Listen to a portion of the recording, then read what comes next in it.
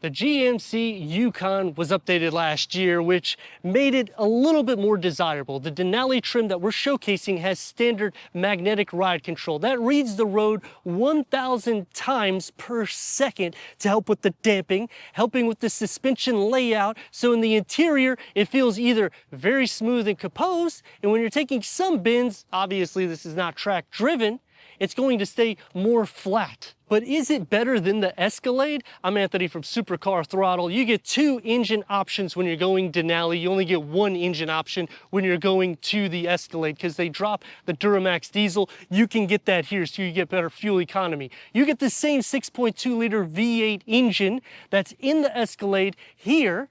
And this is more loaded up than a base Escalade that's basically $1,000 more than this trim. That's another reason why I'm showcasing this, because it doesn't make sense. You're getting the 420 horsepower, 460 pound-feet of torque, the same 15 and 20 mpgs in cylinder management, which that doesn't make sense to me either, because we got a Duramax diesel 3.0 liter that's getting in the 20 mpgs for the city and almost 30 mpgs for the highway.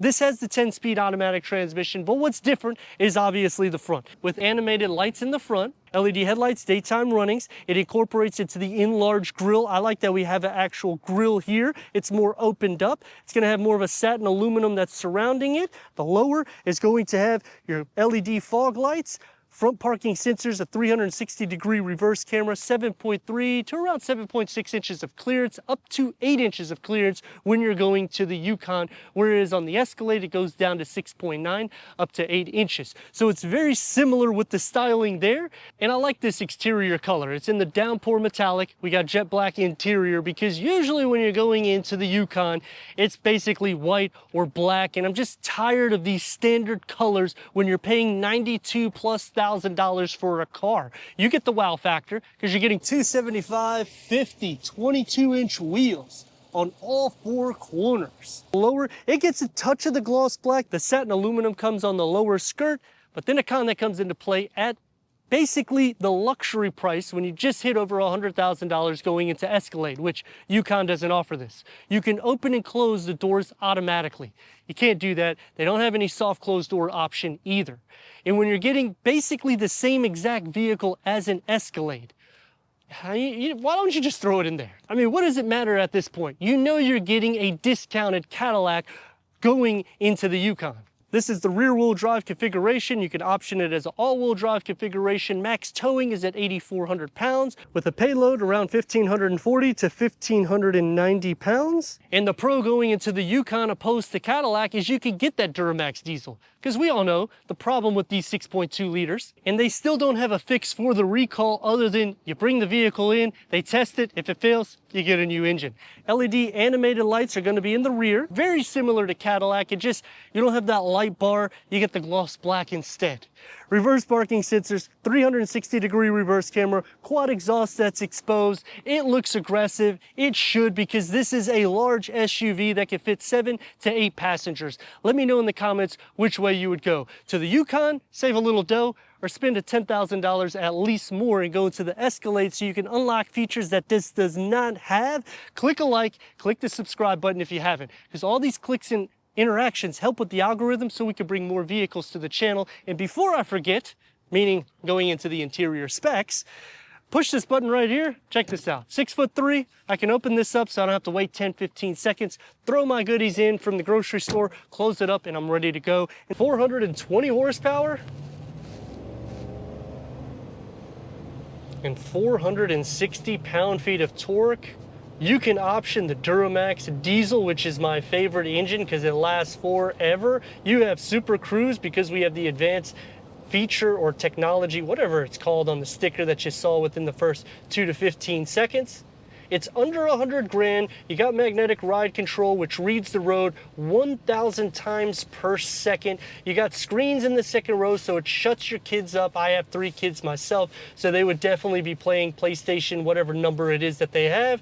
And then the third one would be sitting in the back because it's a lot of space back there. Charging ports, you got it taken care of. Air, it circulates great through the cabin. It feels like an airplane or a yacht on wheels. That's how much luxury you're getting when you go to Yukon. But is this better than the Escalade pricing?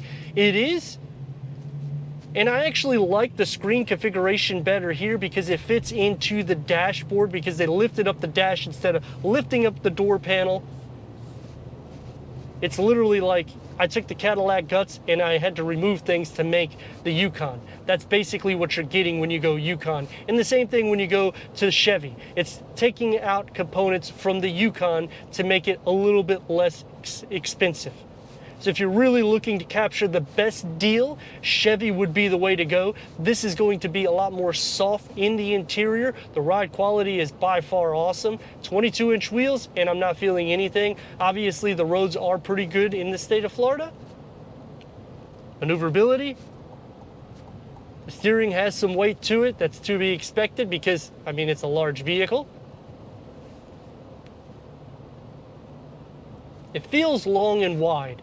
That is one thing, but it is easy to drive. So if you are considering, should I go Escalade or should I go Yukon, or maybe I should go to a smaller SUV that has 3-row capabilities, you could go to this fine.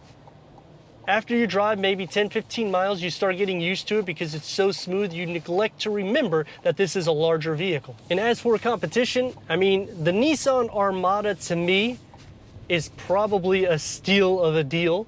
Most people may be like, well, it has a twin-turbo V6 engine, but it has more power than the V8 that it lost. Ford does a good job with the Expedition because it's basically a Lincoln discounted, and that's what you're getting when you go Yukon.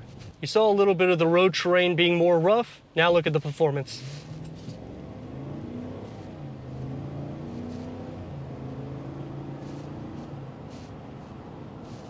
Road noise doesn't really filter in. It's a smooth drive. You sit up high.